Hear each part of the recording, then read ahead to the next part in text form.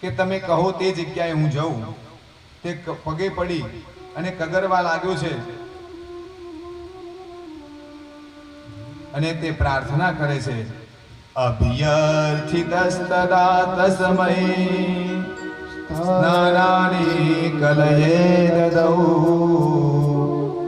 ધૃતં પાલમ સ્ત્રિયં સૂના યત્રા ધર્મશ્ચતુર્વિધઃ પુનશ્ચ યાચમાનાય જાતરૂપમદાत् પ્રભુઃ તતો નૃતં મદં કામં રજો વૈરં ચ પંજય.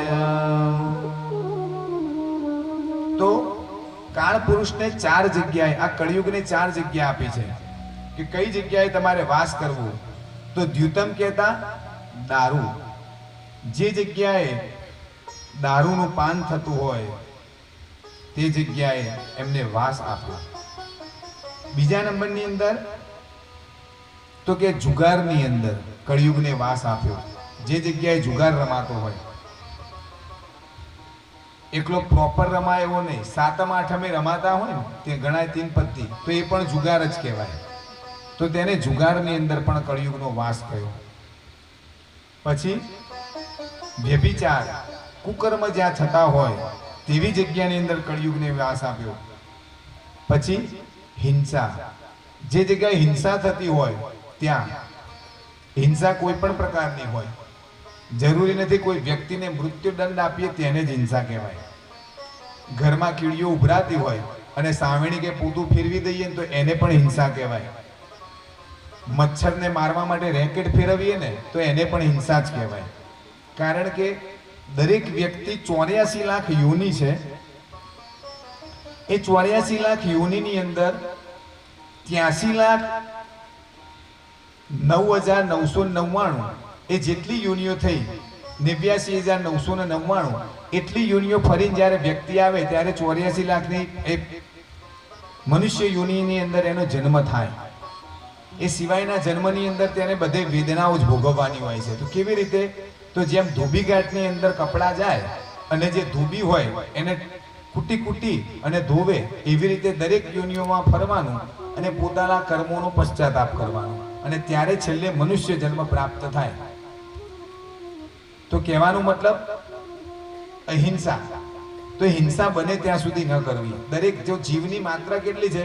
તો આપણા જે વાળ છે, વાળની આગળની અણી, એ અણીનો 100મો ભાગ કરીએ, એના કટકા થાય, એ 100મો ભાગ જે થાય એટલો જીવ છે. એટલે જીવ માત્ર મનુષ્યનો હોય એ જ જીવ ના કહેવાય. આપણે ઘણીવાર એવું થાય કે ભાઈ હાથી હોય તો હાથીનો જીવ કેવડો હોય? હાથીના યોનિમાં તો કોઈ કીડીના યોનિમાં જો એનો જન્મ થાય તો હાથી તો કેટલો મોટો છે, તો એનો જીવ થોડો આની અંદર આવી શકે. તો એના માટે તો જીવની ડેફિનેશન કેટલી છે? તો માત્ર આજે મેં તમને કહી, વાળની અણી હોય અને એનો 100મો ભાગ હોય, તેટલી જે અણી હોય એટલો ભાગ જીવનો છે. એટલે ક્યારે બને ત્યાં સુધી જીવ હિંસા ના કરવી. અને પછી કહ્યું છેલ્લે સુવર્ણ કહેતા સોનું. સોનું એટલે કે જે ખોટા માર્ગથી આવેલા રૂપિયા હોય ને, એ 500ની નોટ ક્યારે ખરાબ ના હોય, પણ એ કયા માર્ગથી આવી છે ને, એ માર્ગ ખોટો હોય ને તો એ પચવા ના દે. અને સોનાની અંદર તો કેવું હોય, સ્ત્રીઓનો પણ જીવ સોનામાં બહુ હોય. આજે કોઈ સ્ત્રી હોય, એને ઘરની અંદર 5, 10, 15, 20 વર્ષ પહેલા ખાલી એક નાકની કોઈ ચૂની અથવા તો વારી કે કંઈ ખોવાઈ પણ ગયું હોય ને, તો પણ એને 10, 20 વર્ષે પણ યાદ તો હોય જ કે મારી આ બુટ્ટી કે ચૂની ખોવાઈ ગઈ હતી અથવા તો ચોરાઈ ગઈ હતી. એટલે આપણું શાસ્ત્ર પણ એમ કહે છે કે આપણા હક વગરનું સોનું તે આપણા જોડે આવવું ના જોઈએ. એટલે ક્યારેય સોનાની ચોરી ના થાય, અથવા તો આપણા હક વગરનું સોનું હોય તે પણ આપણે ક્યારેય કોઈનું લેવાય નહીં, એ આપણું શાસ્ત્ર કહે છે. તો અહીંયા સોનાની અંદર એટલે કે 2 નંબરની સંપત્તિની અંદર પણ કળિયુગનો વાસ બતાવ્યો.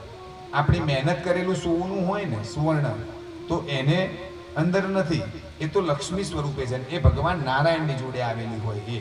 કારણ કે આપણે તનતોડ મહેનતથી વસાવ્યું હોય. અને જો સોનું વસાઈએ ને તો એને પહેરવું, તિજોરીમાં કે લોકરમાં જ ના રાખવું. આ સ્ત્રીઓનો સ્વભાવ હોય, લાવી અને મૂકી રાખવાનો, આમ એને જોઈને જ રાજી થવાનું. ચિંતા શું હોય કે બહાર લઈ જઈશું કોઈ ખેંચી લેશે તો, બરોબર. પણ જ્યારે તમે તમારું સોનું વેચવા જશો ત્યારે ઘડામણના રૂપિયા કપાઈ જ જવાના છે.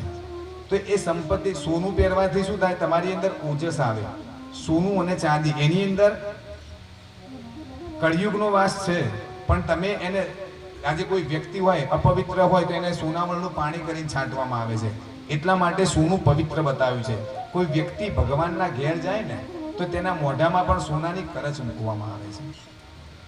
તો અહીંયા બીજા કળિયુગના એના ભાઈ બહેનો છે, સગાવાલા. બીજી કઈ જગ્યાએ કળિયુગ વાસ કરે છે? તો કયું? અસત્યની અંદર. મદ એટલે કે અભિમાન, કામમાં વેરભાવ. ક્યારેય કોઈના માટે વેરભાવ ના રાખવો. જે વ્યક્તિને જે કરવું હોય એ કરે. આપણે માત્ર એની અંદર પરમાત્માનું જ ચિંતન કરવું. અને રજોગુણ અને નિંદા. આપણે નથી કહેતા કે ભાઈ કોઈ વ્યક્તિ અમારી બહુ નિંદા કરે, અમારા પાપ ધોવાશે. તો આ 4 જગ્યાએ અહીંયા કળિયુગને વાસ કરાયો છે. અને ત્યારે કળિયુગ ત્યાં આગળ તેનો વાસ થયો. થોડોક સમય વીત્યો અને રાજા પરીક્ષિત પોતાના ઘરની અંદર આવે, પોતાના મહેલમાં આવે છે. અને આ જ્યાં ખજાનો મૂક્યો હોય તે પટારાની અંદરથી એક સોનાનો મુગટ જોઈ અને પ્રસન્ન બને છે. અને તે મુગટ પહેરી અને ત્યાં આગળ મૃગિયા રમવા જાય છે. જંગલમાંથી શિકાર કરી અને એ શૃંગી ઋષિના આશ્રમમાં આવે છે. અને ત્યાં શૃંગી ઋષિના આશ્રમની અંદર આવી ત્યાં સમીક ઋષિ બિરાજમાન છે. અને રાજાએ આ જે મુગટ ધારણ કર્યો તો એ જરાસંઘનો હતો, કે જેને હરાવી અને ભીમસેન લોકો ત્યાં લઈ આવેલા હતા. અને જેવો તેમને આ મુગટ ધારણ કર્યો એટલે તેમની બુદ્ધિ ભ્રષ્ટ થઈ ગઈ અને તે મુગટ પહેરી અને ત્યાં આગળ ગયા. બાકી રાજા પરીક્ષિત તો બ્રાહ્મણોનું આદર અને સન્માન કરવા વાળા હતા, પણ ત્યારે તેમની બુદ્ધિ પણ ભ્રષ્ટ થઈ ગઈ. અને વ્યક્તિ જ્યારે ભૂખ્યો અને તરસ્યો હોય ને ત્યારે પણ તેની બુદ્ધિ ભ્રષ્ટ થઈ જાય. તે જેવા આશ્રમની અંદર ગયા અને શમીક ઋષિ ત્યાં આગળ સમાધિમાં બિરાજમાન હતા. આમને કહ્યું કોઈ છે, કોઈ છે, કોઈએ સાંભળ્યું નહીં. અને ત્યાં સમાધિની અંદર બેઠેલા શમીક ઋષિને જોઈ અને બાજુમાં એક મરેલો સાપ પડ્યો. તેમને થયું કે આ મને આવેલો જોઈ અને આ આડંબર કરે છે, તો લાવ એક સાચા છે કે ખોટા તે જોવા માટે તેમને એ મરેલા સર્પને બાણ વડે ઉઠાયો અને તેમના ગળામાં નાખી દીધો. આટલું કહી અને ત્યાંથી તે ચાલ્યા ગયા.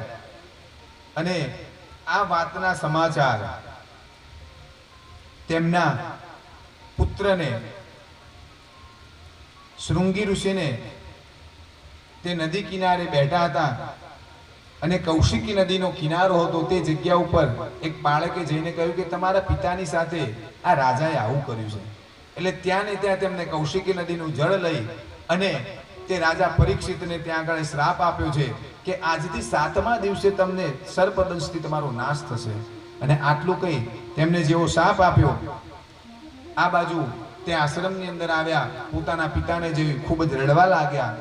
પોતાનો તેમના મસ્તકની અંદર રહેલો સર્પ ઉતારી તેમને રડી અને ભેટ્યા છે.